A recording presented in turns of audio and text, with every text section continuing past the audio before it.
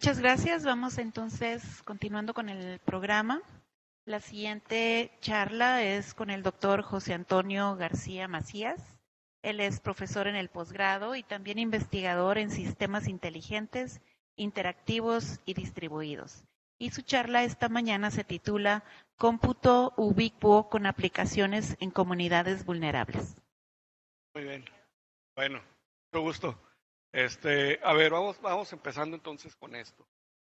Eh, pues bueno, si hace 20 años que empezamos, más o menos, hace 20 años que empezamos con este rollo del cómputo ubicuo. Me acuerdo que cuando iba a dar una charla, yo o Jesús o no sé, que éramos los que más dábamos charlas de eso, luego de repente ponían charla de cómputo oblicuo o cómputo, no sé qué, le inventaba palabras, pues como que no estaba. A ver, ahorita levantando la mano, si hay alguien que no sepa, no haya escuchado el cómputo ubicuo. Bueno, ya como que es más, un término más conocido, ¿no? De todos modos, a ver, que le doy un repasito aquí muy rápido, ¿no? Esta es una gráfica ahí clásica porque viene en un artículo precisamente de uno de los fundadores o de los que se conoce como el padre del cómputo ubicuo, que es Mark Weiser. Bueno, murió. Y él lo ubicaba como la tercera ola de la computación, ¿no? Decía, la primera ola fue la que se vino cuando se usaba el paradigma del cómputo centralizado, porque había grandes máquinas que eran las mainframes, y entonces se conectaban terminales tontas normalmente, y o sea, todo el cómputo era centralizado, ¿no? Entonces había una relación como de una computadora para muchos usuarios, ¿no? Y entonces, bueno, no era muy interactiva la cosa, ya había cierta interactividad, pero pues no era como conocemos ahora, ¿no?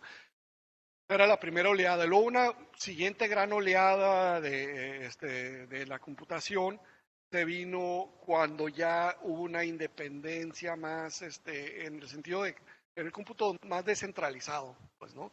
Cuando llegaron en los 80, sobre todo las computadoras personales, y entonces ya había una relación uno a uno de usuarios y computadora, ¿no? Ya se podía el eslogan de marketing más usado, bueno, uno de los más usados en esa época era computer for every desktop, ¿no? Una cosa así, una computadora en cada escritorio, ¿no?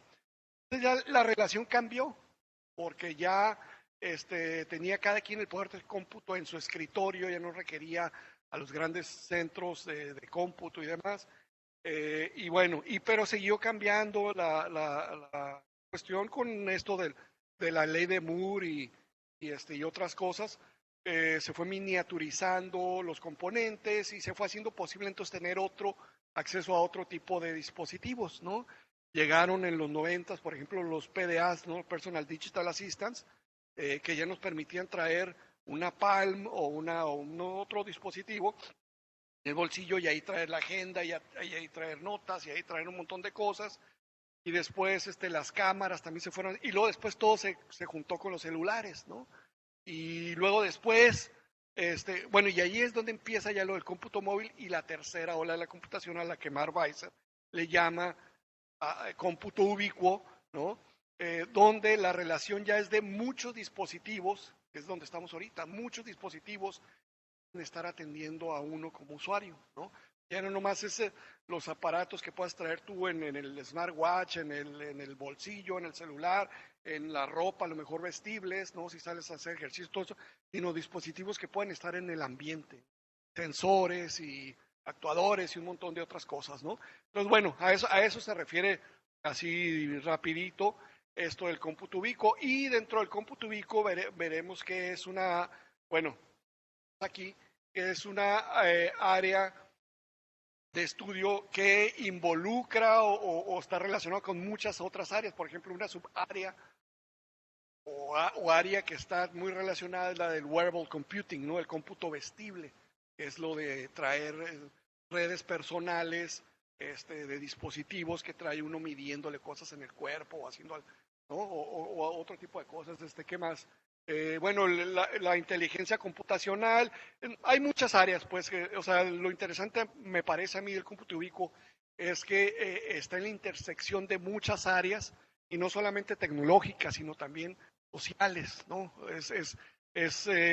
No solamente interacción humano-computadora, que también está muy relacionado con eso, sino la relación que tenemos los humanos con el entorno que está automatizado, ¿no? Pero bueno, déjenles, les voy a dar unos ejemplitos aquí. Bueno, y aquí les pongo, de hecho, ahí está la gráfica donde quería ilustrar esto, lo que les platiqué de cómo fue evolucionando todo esto, y ahora estamos en la época esta, donde ya es una manifestación, digamos, muy pragmática del cómputo ubícuo, es el Internet de las cosas.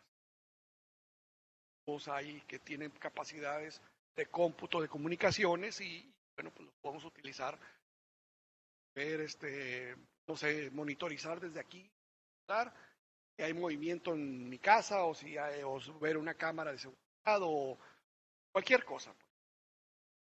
Bueno, entonces más o menos en ese ámbito del cómputo ubicuo, del Internet de las cosas y demás es en el que he estado trabajando pues desde que yo entré al CICES, que fue en el agosto del 2002, o sea que ya entré como investigador, pues. Y les voy a platicar entonces un vistazo rápido, pues no de todos, pero de algunos proyectos que tienen que ver con esto del cómputo ubicuo, ¿no? Porque aparte he hecho otros proyectos más relacionados, por ejemplo, con protocolos de comunicaciones, redes, cosas de ese tipo, pero no voy a abordar nada de eso ahorita. Ahorita lo que me quiero concentrar, y ni siquiera todos los proyectos de cómputo ubicuo, les quiero presentar algunos proyectos aplicativos, o sea, investigación aplicada, pues. Yo no hago investigación básica, ¿no? Yo hago investigación guiada por aplicaciones, ¿no? O sea, buscamos el problema, digamos, en este caso de carácter social, y vemos cómo podemos aportar algo por medio de la tecnología, ¿no? Y digo, vemos, bueno, pues yo no hago el trabajo solo, lo hacen un equipo de colaboradores, normalmente estudiantes, pero también otros colegas, ¿no? En el grupo en el que yo estoy, que se llama ahorita Sistemas Distribuidos Inteligentes, o algo así, no me acuerdo cuál es el título, pero algo así tiene esas palabras, sistemas inteligentes distribuidos y interactivos, y bueno, hemos cambiado como 20 veces, pero siempre alrededor de esos temas, ¿no? Entonces les voy a platicar de algunos proyectos que me he involucrado con aplicaciones a comunidades marginadas, ¿no? Comunidades marginadas, por ejemplo, el sector rural.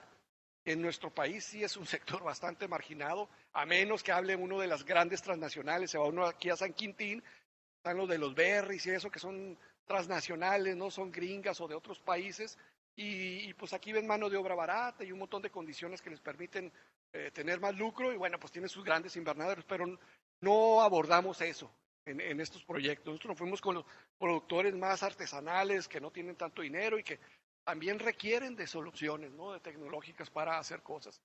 Bueno, otro sector también vulnerable, desfavorecido, marginado, es el de los adultos mayores y de personas con discapacidades, que hay una gran intersección entre ambos, ¿no? A medida que uno se va haciendo grande, la misma biología, la naturaleza, pues va haciendo, cobrando facturas y se va haciendo uno discapacitado, ¿no?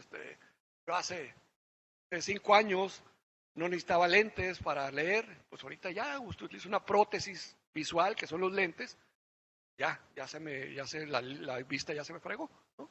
Y así me voy a ir, igual que ustedes, igual que todos, ¿no? Discapacitando poco a poco. Bueno, pues adultos mayores y discapacitados, esa es otra área.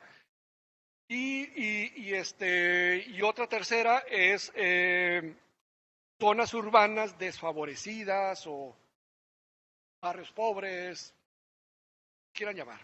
Ahorita vemos, ¿no? Entonces, vamos enfocándonos en esto.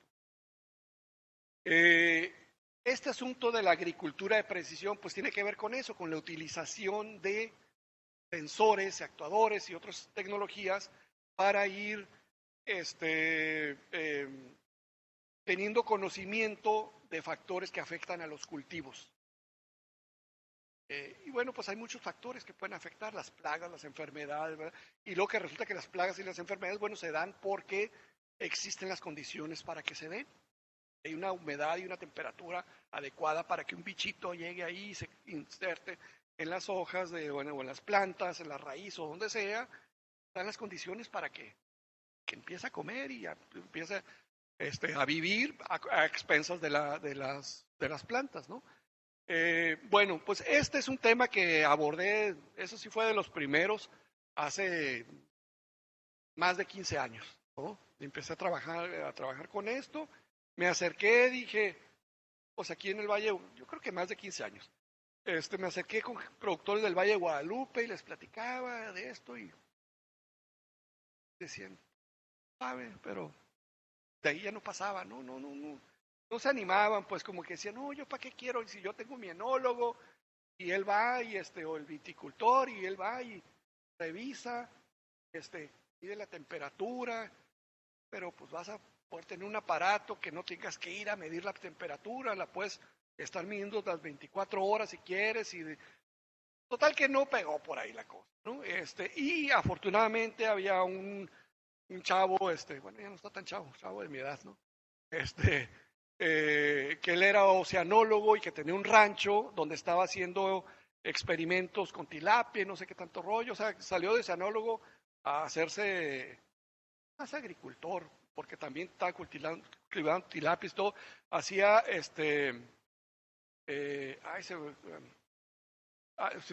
cuando combinas acuaponia, hidroponía, acuaponia, ¿no? Bueno, es cuando tienes la hidroponía, ¿no? Que son las plantitas, que las tienes que no en la tierra, sino en agua y así.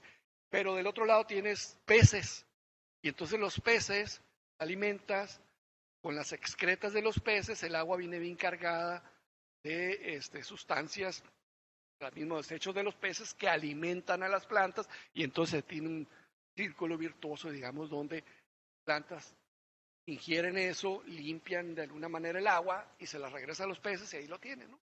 Entonces eso, era la acuaponia. ¿Okay? Y este cuate, bueno, pues dijo, oye, se ve interesante, no me vas a cobrar, pues qué mejor, ¿no? Y con él, pues empezamos, ¿no? Y como ven, ustedes eran equipo bien rudimentario lo que le pusimos ahí en sus invernaderos y en campo abierto. Eran equipos, unas PCs metidas ahí en ¿cómo se llama? En el invernadero, tapadas ahí con lo que pudimos.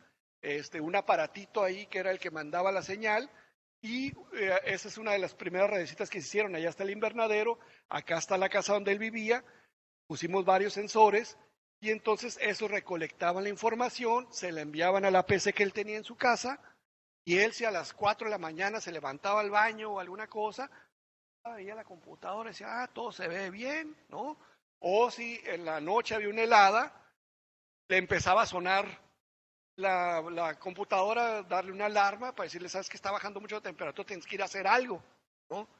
Y entonces prendía algunos calefactores o alguna cosa para que el invernadero no se le congelaran las cosas. O sea, ya podía, y se le hicieron entonces un dashboard ahí donde podía ver todo lo que estaba sucediendo y entonces con eso pues empezó a tener registros históricos, ¿no? A guardar los datos de lo que estaba sucediendo y entonces a tener más idea o sea, ahí sí agricultura de precisión, pues de lo que estaba pasando con datos duros ahí o sea, ya no hacerlo de manera tan artesanal, pues, ¿no? Ya saber, las 24 horas del día tenían trabajadores que eran los sensorcitos, monitorizándole los parámetros que él quería estar monitorizando, ¿no? Y entonces fuimos capaces ahí de generar gráficas de cómo en el día iba variando la temperatura de los invernaderos y él sabía entonces, podía poner alarmas que cuando se elevara mucho la temperatura, pues hay que abrir se podía haber hecho de manera automática, pero él pues, no tenía lana, pues entonces él iba y le daba vueltas a las manivelas ahí para que se abrieran las como ventanas que tenía y saliera el calor y así controlaba, pues, pero ya les daba avisos y eso, ¿no? Y entonces, bueno, pues hicimos varias cosas, ¿no? Con eso se pudo hacer monitorización de la temperatura, humedad, radiación solar, parámetros que afectan la calidad de los frutos, de los cultivos, y luego íbamos hacia el uso racional, con otro proyecto más adelante, ¿no? Uso racional de pesticidas, de agua y de otras cosas. Bueno, ahí está uno de mis estudiantes de aquella época. Él ahorita ya vive en Nueva York, acaba de ser papá antier, me llevé la sorpresa. Y ahí está instalando uno de esos módulos, ¿no? Estos otros que ven amarillos ya eran más sofisticados, podía poner uno afuera y tenían una celdita de recargas de baterías solares y bueno, hacía más cositas interesantes, ¿no? Pero bueno, el chiste es que entonces ya uno o dos personas trabajaron en esto, hicieron sus tesis y se logró tener 1 o 2 años de los datos históricos de ese cultivo. Entonces, pues vino una tercera persona que fue Lupita, ¿no? Que hizo trabajo ahí con redes neuronales y empezó a ver tendencias, y ella en particular sí se dijo, bueno, voy a estudiar el tomatito pera o el tomatito no sé qué, que se da mucho en San Quintín. Voy a ver cuáles son las plagas y las enfermedades que los afectan, ¿no? Y entonces voy a estudiar con estos datos históricos cuándo se dan las condiciones para dar alertas y hacer predicciones para alertar de que se están dando las condiciones para que llegue ese bichito. Y entonces, ¿para qué sirve esto? Bueno, pues sirve para que no tires pesticidas a lo tonto. Solamente cuando se estén dando las condiciones, llegues y pongas los pesticidas para esa cosa. O trates de controlar las condiciones y nunca uses los pesticidas, porque luego eso te afecta la calidad. Dice, no, ya no es orgánico porque usaste pesticidas, ¿no? O que si está bajando, está muy seco o está muy húmedo, pues controle la humedad. Entonces, para hacer este tipo de cosas, ¿no? Entonces, en eso trabajó Lupita, y ya no lo puse aquí, pero más adelante, hace 3 años, con técnicas un poco más modernas, Edgar, que acaba de presentar, y yo codirigimos para que llevara más allá el trabajo de las predicciones de plagas y enfermedades, ¿no? Y ahora lo hizo otra estudiante ahora sí con cultivos de uva. Y ya se dieron cuenta los vinicultores de que pues que sí eran que no hay que hacerlo todo tan artesanal, pues digo, no le va a afectar al arte del vino, de hacer vino. Bueno, ese es otro asunto, ¿no? Entonces, bueno, ese les da un vistazo más o menos de cosas que se trabajaron con productores a pequeña escala, pues, ¿no? Los productores a grande escala han visto los documentales, seguramente ellos tienen para comprar aparatos robóticos que te cultivan todo, avientan superdrones que andan ahí. Estamos hablando de hace 15 años y de productores a pequeña escala, ¿no? Que no tienen lana para los superaparatos que hacen solitos la recolección de las cosas y demás, ¿no? De eso estamos hablando. Okay. Bueno, en el sector de los adultos mayores es algo en el que el grupo donde estoy también ha dado bastante. Y ahí en particular les voy a contar la experiencia sobre todo de una estudiante que primero le dirigí la tesis de maestría y luego doctorado, Valeria Soto. Ella es ahora profesora en Centro de Matemáticas Aplicadas o algo así de la Universidad de Coahuila. Ajá. Y entonces, pues teníamos acceso a residencias geriátricas, ¿no? Residencias donde están los viejitos, algunos van solamente como una guardería, no van en el día para que estén ahí mientras los familiares trabajan y eso. Hay otros que sí están residentes porque ya requieren de estar pues de cuidados 24 horas, ¿no? Entonces ahí están. Y bueno, a lo que se enfocó Valeria fue, hay muchos problemas ahí que pudieran haberse tratado de resolver o de ayudar de contribuir un poco a mejorar la situación, pero en algo que se enfocó Valeria, le dijeron los cuidadores, mira, un problema que tenemos es que hay demasiados, o sea, la relación de viejitos residentes contra enfermeras y cuidadoras es baja, pues, o sea, no podemos tener, lo ideal pues sería tener un cuidador por cada uno de los viejitos y estar ahí ando viendo qué anda haciendo, pero pues no, resulta que la enfermera está atendiendo a alguien y el otro señor a lo mejor va caminando hacia la salida, ¿no? Quiere salir o va hacia una escalera o está en una situación que le puede poner en peligro, entonces ese era un problema, ¿no? Entonces en lo que se enfocó primero Valeria es en un asunto de inteligencia ambiental, de monitorizar, de instrumentar el entorno para que pudiera el entorno mismo estar censando ciertas situaciones y estar dando avisos. ¿Qué hizo? Pues ya tenían bueno, primero ya había una red Wi-Fi. Vamos de gane porque si te pones un aparatito que tenga Wi-Fi, ya con eso puedes hacer triangulaciones. Y con esas triangulaciones ya puedes ubicar movimientos. Ya podemos saber por dónde anda la persona. Resulta que nos conseguimos entonces unos aparatitos que podían ponerse en una fundita que te ponías aquí en la cintura, ajá, y eso ya no solamente tenía Wi-Fi y tenía también Bluetooth, que ya nos ayudaba a triangular mejor, y entonces servía como de aparato rastreador de la localización en interiores, ¿no? Eso ya pues, estaba bien para que las enfermeras en una tablet o en un aparato que trajeran vieran, don Pedrito anda por aquí, por allá. No, pues resulta que también esos aparatitos tenían acelerómetros, acelerómetros, ¿no? Que básicamente lo que te medían era el movimiento y entonces la aceleración y ese tipo de cosas, ¿no? Era de 3 ejes, entonces tú podías inferir con algunos algoritmos ahí que utilizó Valeria, inferir si la persona estaba caminando o si estaba acostada o si pasó de un estado, por ejemplo, de estar aquí parado, caminando, a de repente parado a sentarse, o sea, las transiciones de estados, pues, ¿no? Que estaba haciendo la persona en ese momento, ¿sí? Y entonces hay estados, hay transiciones de estados que dices tú, caray, esto no es normal. O de parado, acostado así de repente. Por se cayó, ¿verdad? Entonces, ese tipo de cosas generaban una alarma. ¿Sí? Había falsos positivos, pero más vale que te avise y que vayas corriendo y veas, no se cayó, te avise pues, ¿no?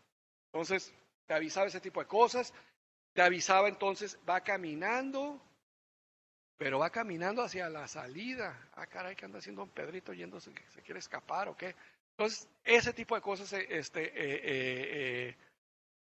le fueron agregando pues análisis de comportamiento, detección de actividades, ese tipo de situaciones, que es lo que vemos ahí. Ese es uno de los primeros prototipos, ¿no? El aparatito metido en una fundita de esos celulares viejos, ¿sí? Ahí lo traía y entonces con eso pues ya podíamos tener un sistema donde precisamente te fuera avisando de que si va, pues que iba a haber una animación, la animación. Ahí están los aparatitos que se pusieron en una de las residencias, bueno, las personas pues lo traían y entonces se podía saber que don Pedrito y traía uno de los más nuevos, bueno, ahí se puede decir.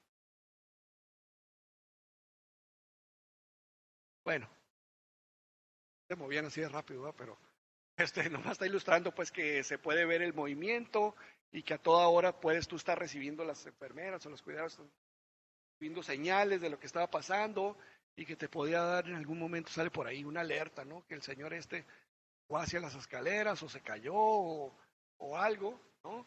Y entonces, bueno, pues le sirvió mucho esa herramienta. Pero bueno, entonces Valeria ya trabajó, se aventó todas sus tesis de maestría, hizo este tipo de trabajos de monitorización y detección de las actividades y análisis del comportamiento, pero dijo, bueno, pues ya tengo datos.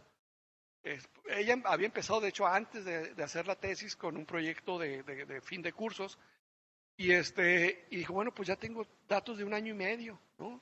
Ya podría empezar a aplicar esto a algunos algoritmos de aprendizaje automático para empezar a predecir comportamientos.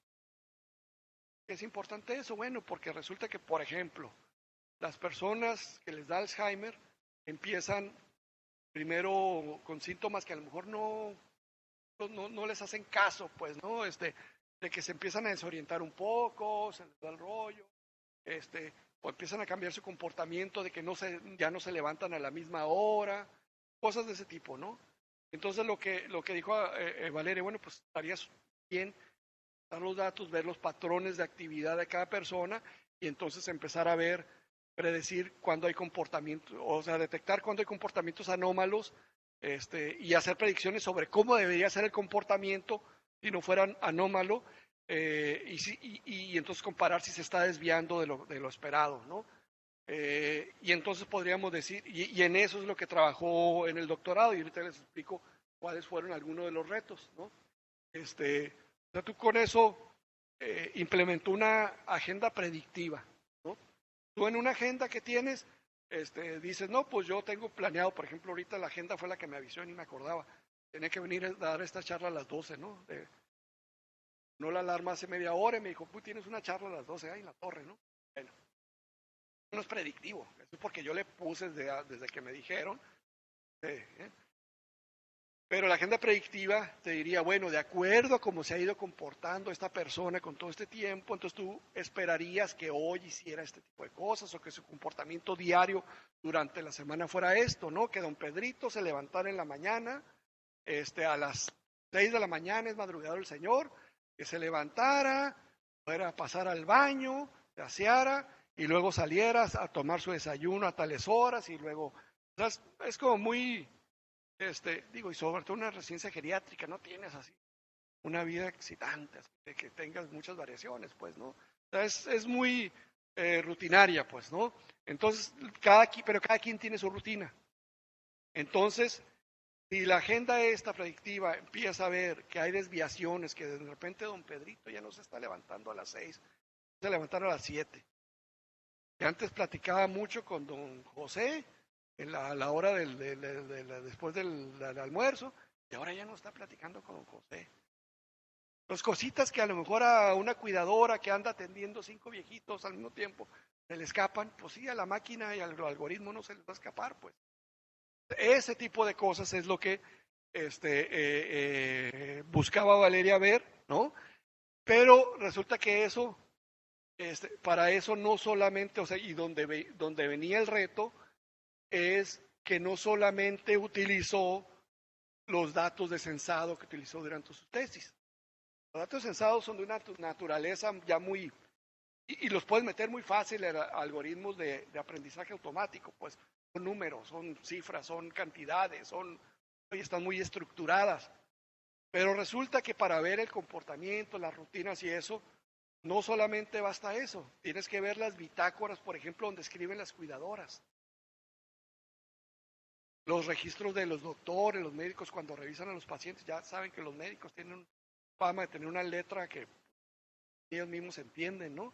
Entonces, ahí estaba el reto, pues que era como las fuentes eran multimodales, pues, ¿no?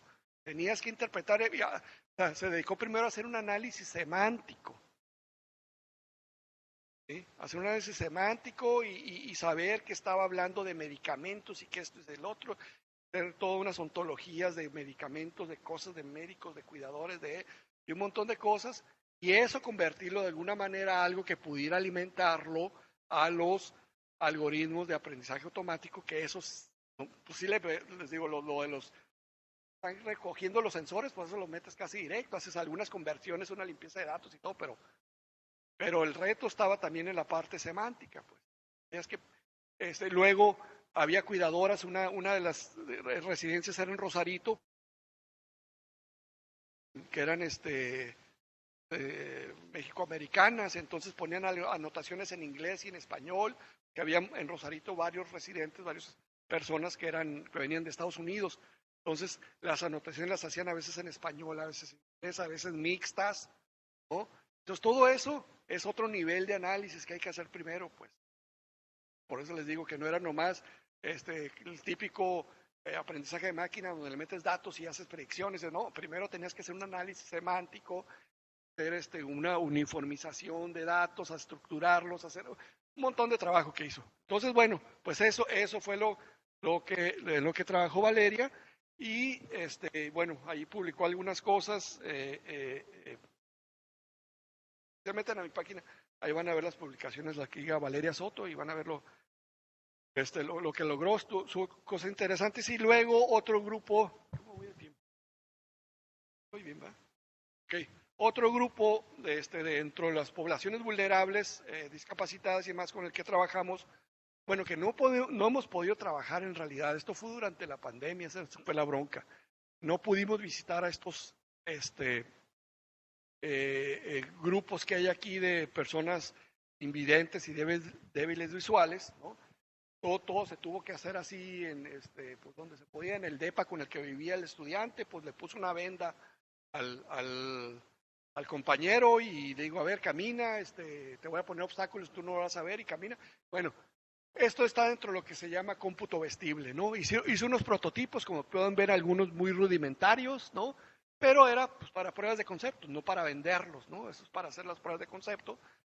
Y entonces la idea es tener módulos, o sea que tú puedes empezar con un sistema el más básico, pones un módulo, por ejemplo, ahí en el tobillo. Y entonces la idea es que si tú vas caminando, va detectando, va lanzando, como los murciélagos, ¿no? Que lanzan así unas ondas ahí que les rebotan y luego ya con eso van orientando. Bueno, pues esa es la idea básica, ¿no? La ecolocalización. ¿Okay? Y entonces tú vas caminando, vienes caminando, de repente el aparato se va a empezar como cuando te echas de reversa en un carro y te empieza más intensamente. Bueno, pues así te va a empezar a vibrar el aparato porque te vas acercando a esto. Entonces, ¿tú qué vas a hacer si no ves? Vas a mover, aquí ya no te suena, y te sigues caminando, ¿no? Entonces, ese es el módulo más rudimentario que hace eso. La idea es tener varios módulos que los puedes ir, otro metido en una cachucha, en fin, diferentes. Entonces ya puedes formar una red corporal, ¿sí? Que ya te va a dar más funcionalidad. Por ejemplo, si viene la Ramona, ¿no? Guamazo aquí, bueno, pues la gorrita te va a vibrar y va a decir, te agachas y ya me pasé y órale. Y lo que está aquí, entonces, bueno, te va a dar más capacidades de estarte orientando por dónde vas pasando. Pero luego eso también, bueno, hizo varios experimentos, le digo, no pudimos hacerlos porque lo hizo su tesis cuando estábamos en plena pandemia, ¿no? Entonces, con quien tuvo disponible, le puso unas vendas, simuló que era una persona que no veía, hicimos pruebas, ¿sí? Y ya después de eso he ofrecido la tesis para que alguien continúe con esto. Nadie la ha tomado, entonces pues ya no hemos seguido, ¿no? Ya me gustaría hacerlo pues ya con los usuarios finales que serían, pues sí, personas con ceguera o discapacidad visual, ¿no? Pero bueno, diseñó toda una arquitectura donde sí la probó al menos a ese nivel de prototipo, donde pudieras conectar, por ejemplo, la red corporal que traes, conectarla a servicios de localización, por ejemplo, un Google Maps, ¿no? Y saber no solamente que vas manejando, que vas navegando aquí en la calle, o sea, caminando por la calle, evitando obstáculos, sino que sepas por dónde vas, porque la geolocalización que te está dando Google Maps te dice, pues vas caminando por la calle Juárez, vas acercándote ya a la farmacia que andas buscando, ¿no? Al consultorio, a donde andes, ¿sí? Entonces, la idea es que con servicios de terceros, ¿sí? A lo mejor un servicio de reconocimiento de imágenes, ¿no? Que tengas en uno de los módulos, en el de la cachucha, por ejemplo, tengas una camarita y la camarita vaya así, dando video o imágenes que va, fotos que va tomando snapshots, mandándosela a un servicio en la nube que hace reconocimiento de imágenes y que te diga, ahí dice esto, es un letrero de cuidado con la construcción o cuidado yo adelante, cuidado, ¿no? La idea es eso, hacer una composición de servicios que están en la nube para que te estén ayudando y se lo está alimentando a tu red corporal, ¿no? Body Area Network, así se llaman, para pues brindarle servicios a la persona discapacitada que lo anda portando, ¿no? Entonces, bueno, ese es un proyecto que está pendiente se pueden hacer muchas cosas, pues, pero bueno, voy a seguir ofreciendo el tema de tesis, ojalá que alguien se interese más adelante. Bueno, El tercer área, digamos, de aplicaciones en comunidades desfavorecidas. Aquí hemos trabajado ya desde hace, creo que así fue en el 2012 cuando conocí a gente de un colectivo, digo que es cómico mágico musical, ¿no? Pero es un colectivo artístico, pero multidisciplinario que se llama Toro Lab en Tijuana, y que ellos tenían un proyecto que se materializó y muy bien, que se llama la Granja, ¿no? Que es básicamente una especie de centro comunitario en una comunidad, en una colonia importante de Tijuana, por el número de habitantes, pero que está muy desfavorecida, que se llama Camino Verde. En esa colonia, sí, muy bien, ¿no? Ok, bueno, pues entonces ahí tienen todos los problemas que se imaginen de servicios, altos índices de violencia, drogadicción, todos los problemas sociales que vienen desafortunadamente relacionados con colonias que están favorecidas, marginadas, ¿no? Pues los tienen ahí. Y entonces, bueno, hay muchas cosas que se han hecho ahí, pero les voy a platicar de una o dos. Queríamos estudiar, bueno, resulta que los economistas estudian cosas como el desarrollo humano, ¿no? Y el bienestar clásicamente lo han estudiado diciéndote, pues si tienes lana, si tienes trabajo, si tienes, estás bien, ¿no? Entonces, de un punto de vista muy de términos económicos, ¿no? En términos de lana. Pero resulta que hay otros satisfactores que ya están incorporando, que dicen, bueno, pues si queremos estudiar el bienestar subjetivo para saber si estás bien, pues hay factores más allá, ¿no? Lo que te da felicidad. O sea que es bien difícil medir la felicidad. Pero bueno, hay aproximaciones que se han hecho y nosotros, bueno, tomamos esa literatura, esas aproximaciones y dijimos, bueno, ¿qué tal si le damos una aproximación al tratar de estudiar el bienestar subjetivo de las personas de Camino Verde? Bueno, un enfoque fue cómo tu entorno, estudiar cómo tu entorno afecta al subjetivo, lo que tienes o no tienes en tu entorno, en tu comunidad, cómo te afecta. Y entonces, por ejemplo, una campaña que hicimos con chavos hicimos un club, ¿no? Que se llamaba Coco Club. Ahora más interesante, Computing and Coding Club. Bueno, pues estos eran chavillos de la secundaria, básicamente, de sexto de primaria también, de secundaria, que iban todas las tardes y se la pasaban ahí en el Coco Club y aprendían a programar con Scratch se la pasaban muy bien, ¿no? Pero bueno, también ellos nos ayudaron a hacer campañas de lo que llaman crowd sensing, o sea, estar usando a los mismos usuarios, a las mismas personas de la comunidad como sensores humanos, ¿ok? Entonces en una campaña salieron y tomaron un montón de fotos de cosas que veían en la colonia. Después estas fotos, ellos mismos u otros a los que les dimos nomás las fotos, etiquetaron, le picaban alguna ¿cómo se llama?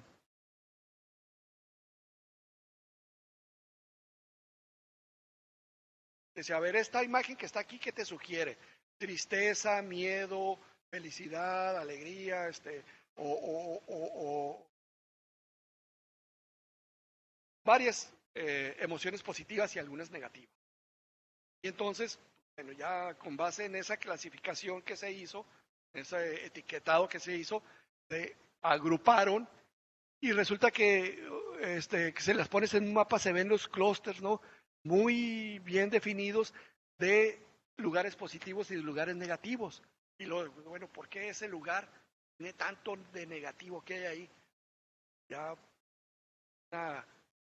encuestas o averiguamos, que es un picadero. Todo el mundo, o sea, lo ve como algo negativo, ¿no? O ahí mataron a alguien, o ahí hay un perro bravo, o ahí se deslavó un pedazo del cerro y ya no, las casas estaban ahí, se fueron, ¿no?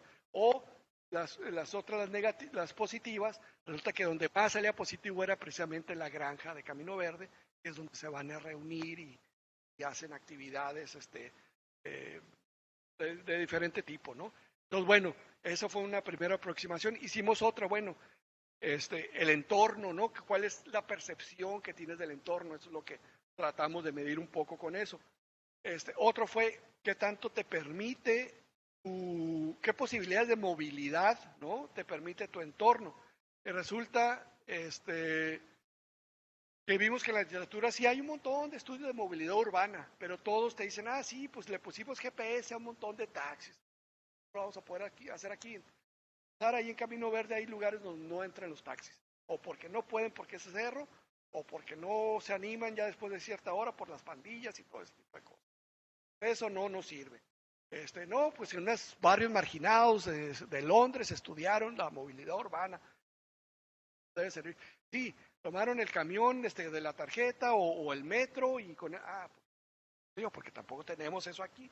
Entonces, ¿cómo podemos estudiar la movilidad urbana para colonias como Camino Verde? Bueno, lo que se hizo entonces, donde esa es la situación de la movilidad en Camino Verde, ¿no? Lugares así que se deslava o caminos que no existen y la gente hace caminito por donde no hay, o que tienes que pasar por un lado de la carretera donde cuando llueve pues eso es un arroyo y ya no puedes pasar, tienes que bajar a la carretera con el riesgo que eso implica, en fin, eso es lo que cualquier colonia que se vaya en la periferia se lo van a encontrar, ¿no? Eso es, ¿cómo está la movilidad ahí? Bueno, esas son otras gráficas ahí de la colonia Camino Verde, ¿no? De eso estamos hablando, pues. En esas situaciones, ¿cómo estudiar la movilidad? Bueno, no le voy a hablar de la metodología. Y, Alberto, que era uno de mis estudiantes, anda en Canadá, hizo un sistema cliente-servidor donde el cliente era unos celulares que se cruzó a San Isidro, bueno, a Chulavista y al Walmart, se compró celulares de $20, $25, no me acuerdo, de los más baratos que se encontró, pero eran suficientes porque tenían GPS. Eso los modificó, les hizo jailbreak y todo el rollo, y entonces no te servían no necesitaban ni poner tarjeta SIM, pues. Se los daba a las personas, a los vecinos que quisieran participar en esta campaña de detección de la movilidad, y los modificó. Entonces ellos veían eso, ¿no? Nomás tienes tanto de batería, tienes 30 días restantes, le decíamos, mira, te vamos a dar este celular, mételo a tu bolsillo, donde pórtalo contigo y úsalo durante 30 días. Y después de 30 días que está recuperando, recolectando datos, te va a decir ahí, te va a avisar, ya, se liberó, ve con Alberto para que te lo libere y te lo regalamos. Entonces, pero no podías hacer más que eso. O recibir anuncios allá abajito de que, oye, no estamos recibiendo buenos datos tuyos, pasa. Entonces, lo único que tenía que hacer la persona es traerlo ahí, sin nada, nomás está capturándolo el GPS. Cuando tenía una conexión de Wi-Fi, los datos automáticamente se conectaban y a un servidor que tenía Alberto, donde recolectaba esos datos, los recolectaba y después él hacía la parte de la analítica. ¿Okay? Y entonces con eso, pues ya pudimos ver, eso ya pudimos, bueno, ahí están las herramientas que hizo del lado de servidor este muchacho y pudo revisar lo que estaba pasando, por dónde las rutas que tomaban las personas, cuánto les tomaba, infería si era porque tomó un micro, por dónde caminaba, por dónde no, y empezó a ver algunos resultados interesantes. Veía que, por ejemplo, para ir de un punto A a un punto B, había personas que en vez de que no utilizaban la ruta más corta, utilizan la ruta más corta, directo, pues eso rojo es lo directo, porque, sí, pero resulta que está muy empinado. Entonces, me dio cuenta que las gentes van más bien la ruta verde, que está más planita, aunque más larga, pero dan la vuelta, y luego ya llegaban al mismo lugar, ¿no? Así empezó a ver que había, que si tú le ponías a Google Maps punto A, punto B, te da una sugerencia, pero veía que lo que B difería bastante. Y entonces empezó a analizar por qué. era precisamente por la situación del entorno, o porque está muy empinado, o porque hay un picadero, o porque hay perros bravos, o porque no hay ruta de transporte, o porque llevo la carriolita del niño y por ahí no hay pavimento, entonces por ahí no puedo pasar. Entonces ya empezó a explicarse, ¿no? Porque esas desviaciones, bueno, y cuantificó cuánto le implicaba de desvío, pues, ¿no? Diario, esas rutas alternativas que tenía que tomar por las condiciones de su entorno. Entonces, ahí nos dimos cuenta de cómo el entorno, las posibilidades que te da o no te da el entorno. Bueno, hizo más cositas pero bueno, eso ya están reportadas ahí en otro, en algunos artículos que también encontrarán en mi página. Y se quedó nomás ya por último con la idea, eso ya no lo alcanzó a hacer, se le acabó el tiempo de la tesis, pero de que así como Google Maps te dice de punto A a punto B, vete por aquí, bueno, ¿qué tal si a un sistema así le alimentaras esa información semántica, que hay picaderos, aquí hay esto, aquí hay el otro, que te dijera, no tomes esta ruta es la más corta, pero te vas a encontrar un picadero, y te sugiriera rutas alternativas con base en la experiencia que tiene la gente que reporta, diciendo por aquí no, más vale que por aquí no te vayas, es muy peligroso. Entonces que tú le pudieras poner parámetros, dame la ruta menos peligrosa, la ruta menos empinada, la ruta menos...